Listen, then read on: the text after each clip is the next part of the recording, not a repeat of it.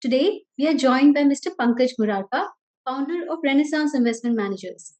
He has over 2 decades of experience in equity research and fund management across several reputed organizations. Hi, Pankaj. It's a pleasure to have you with us today. At the onset, let me wish you the best of health to you and your team, as well as during your family in these testing times. Thank you, Sheetal. Pleasure talking to you. So, as you're aware, the second wave has strengthened its grip across the country, and the markets are also feeling some of the heat of this development. So, what is your outlook on the markets? Well, Sheetal, we have been very positive on the markets right from last April, early stage of this bull market, and we continue to remain positive. Our view is on a slightly more broader perspective that we have started a new bull market as far as Indian equities and global equities are concerned post the crisis lows in last March. And I believe that we are still in early phases of that bull market. So this bull market has a significant road ahead. I understand and I take your point that the second wave of COVID is hitting India, and somehow, unfortunately, it's turned out to be very vicious in terms of the way it's really playing out, and the healthcare crisis that we are undergoing as a country is really concerning, and one feels very sad about the way things are playing out. But having said that, equity markets are a long-term discounting machines. We have to look at things from a slightly more medium-term to longer-term perspective.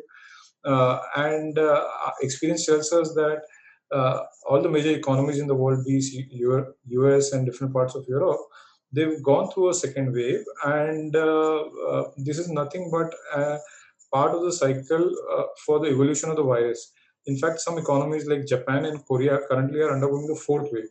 So the virus will evolve in its own cycle where it will go through multiple phases and cycles.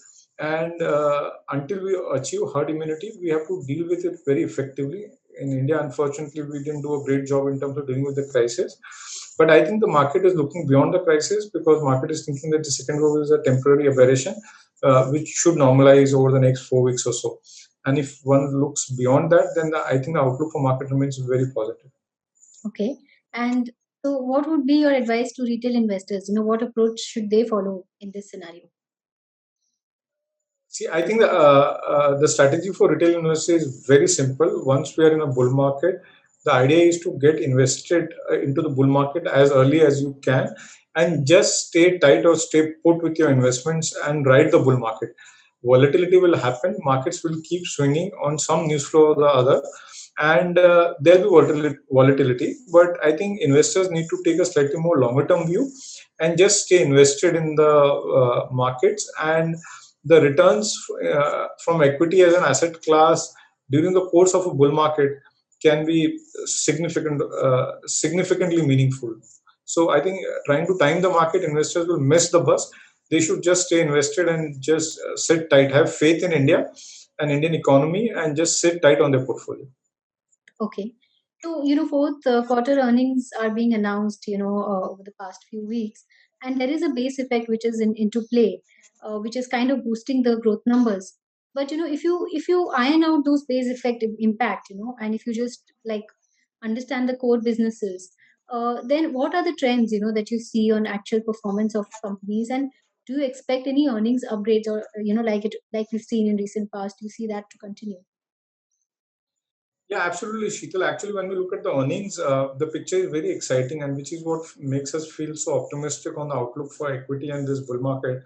To put things in perspective, if you look at the last 10 years, between the last decade, between 2010 and 2020, the Nifty earnings doubled. So it took 10 years to double Nifty earnings broadly between 2010 and 2020. And within that last 5 years, we've had an earnings growth of something like about 7 or 8%, which was very low compared to the long-term averages. Now, our view, when we look at all the key companies and the Nifty companies, our view is over the next 5 years, from 2020 to 2025, we'll again double Nifty earnings. So what we achieved in last 10 years from a corporate India profit perspective, we'll achieve in the next 5 years. And clearly, as you highlighted, the trends that we are seeing, So one trend we clearly seeing is that very as economies open up, there is a very strong resurgence in both consumer demand, and which is what we saw in period between July to December last year as economies opened up gradually in India as well, and it's a global trend. And at the same time, we are seeing signs of corporate investment cycle picking up, which has been completely missing in India for the last 10 years. So combination of recovery in consumer demand, corporate investment cycle recovering, and government spends or government expenditure continuing makes a very potent combination for a very strong growth in the economy, which is what we think about India from a 2 to 3 years perspective. Right. So it would be fair to say that when it comes to your portfolio, you have a bias more towards the growth stocks and not so much into the value stocks. Absolutely. As investors, our DNA is we are growth bias investors. We're always chasing growth and we're chasing high growth because I firmly believe that equity is an instrument for wealth creation. It's a growth asset. When you buy equity, you're buying ownership rights in business. So essentially, you want to buy ownership rights or participation rights in a high growth business, which can grow at a very high rate for a long period of time. And if you can do that, then the outcome of or the returns that that business can generate or the capital or wealth creation that can happen as outcome of participation in that growth story can be really astonishing and mind-boggling, and which is what we try to do all the time. So as investors, as you rightly said, we're growth biased and we're always chasing high growth. Right. So what are the key themes that you're betting on? So at this point of time, Sheetal, we are very excited about Indian economy and the prospects for growth for Indian economy. So one, we like autos as a sector because we think that as economies open up, there will be strong resurgence in consumer demand for buying both passenger vehicles and commercial vehicles. So that's one sector we like. Apart from that, there are very many long-term secular trends that are playing out in India, where we can these sectors or stories can have strong growth momentum for the next 10, 15 years. There are a lot of themes underlying that. For example, we are very bullish on internet economy in India. We think internet economy is just taking shape, and India's internet growth is going to be explosive, and it will be there for a long period of time, maybe over the next 15, 20 years. So we are very bullish on all internet companies and the whole internet ecosystem. Likewise, we also within the pharma sector, we also bullish on contract research and manufacturing, or CRAMS as we call it, because we think that these companies are doing a phenomenal job in terms of doing research here in India for global pharma companies. So that's another segment which we think can keep growing at 15 to 20% for the next 10, 15 years. So all of these are part of our portfolios, and we're extremely bullish on all of them. Hmm. So, just as a follow-up question, within the IT sector, I know you like the internet economy companies, but there the business models are still evolving, and we are seeing different kinds of business model as more and more get listed, come out and talk about their businesses. How do you then choose then which company will be there for the long run, will survive and not just survive but even grow? Any guidance there? I think it's a very interesting question that you've asked. So you're right, the internet sector is prone to disruption, and a lot of companies are in the early stages of evolution. So the business models will evolve. So actually, that risk remains with these companies that their business models are evolving, and some of these companies can change course or change their strategy, and in some cases there could be some tweaking or a change in their business model as well. But I think we'll have to factor that risk in, where we'll have to build a superior understanding of business and take a call on the management team. And while that risk remains, but I still think that in spite of that risk, the growth opportunities in the sector are so significant that the returns will more than compensate for that Hmm. risk. But you're right, when you look at the sector globally, then this sector is significantly prone to disruptions and failures, because the failures in the internet world are very quick and very fast, because they don't have hard assets on the ground like traditional brick and mortar companies. So when these businesses get disrupted, that happens a very quick or a rapid pace. But I think we'll have to take that risk, but still move on and Hmm. invest into the sector. Hmm. Okay. Just staying with the the IT or the technology space, any views on the mid cap players, because each of them have kind of created niche for themselves. So any thoughts there?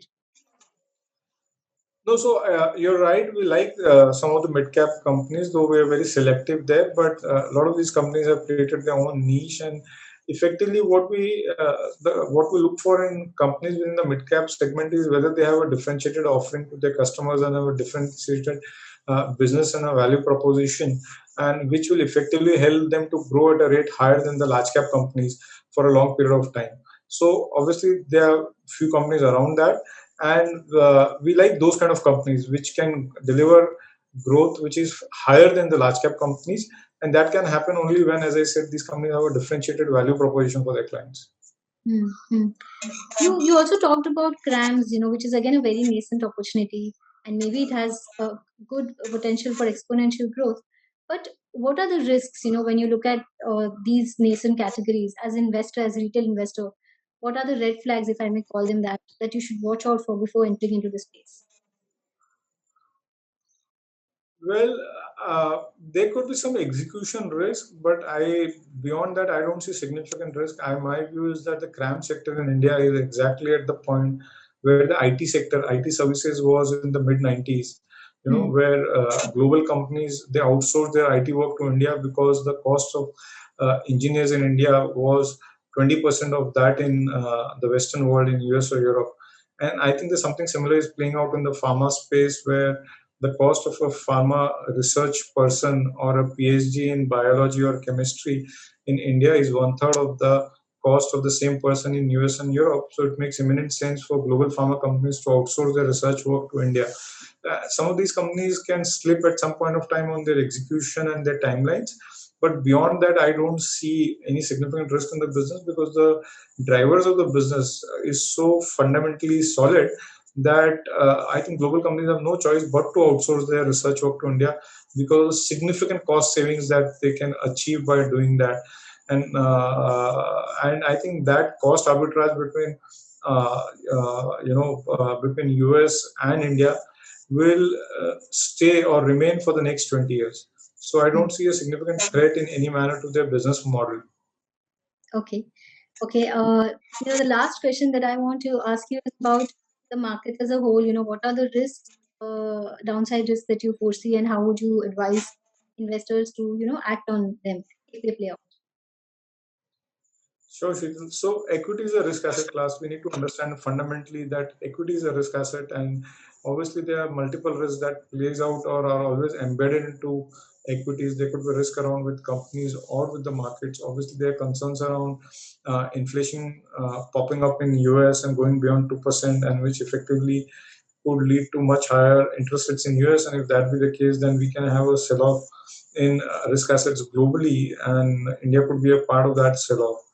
Likewise, while now we have vaccines in place, but we need to understand and appreciate the fact that we used to not completely go through this whole COVID crisis until the entire world achieves herd immunity.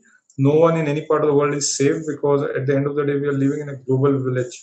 And for the entire universe to achieve herd immunity or to get to 70% of vaccination, I think it's still about 24 months. I don't see that happening before end of 2023.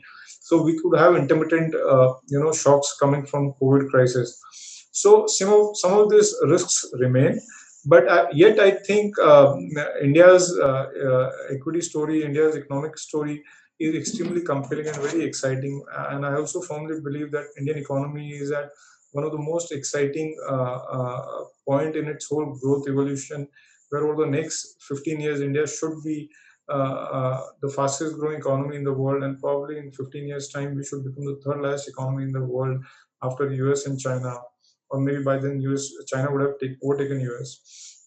So I think, given the compelling and exciting growth story that India has to offer, I think Indian equities makes a very compelling investment argument or an investment case. The only thing is, investors need to stay invested for a long period of time. There will be volatility in the journey, but investors should not get too concerned or caught up about that volatility, and they should have the ability to, in fact, stomach that volatility and ride the storm out and just patiently stay invested to enjoy the fruits of it. I mean, just to give you an example, US had a secular bull market for 20 years between 1980 and 2000. Meaning, I'm just saying that if India we can accelerate our growth, then there is no reason why we cannot have something similar where we have a 15, 20-year long bull market in India. Hmm. Corrections will keep happening within the bull market, but I think the broader bull market will still remain intact. So my request to and advice to all the investors would be that just invest into Indian equities, have faith in Indian economy for the longer term, and just be calm and patient and let your investment create the wealth for yourself. Thanks a lot, Mr. Pankaj, for sharing your insights with us. And stay tuned to IFL Markets for more updates. And don't forget to subscribe to the IFL Markets YouTube channel.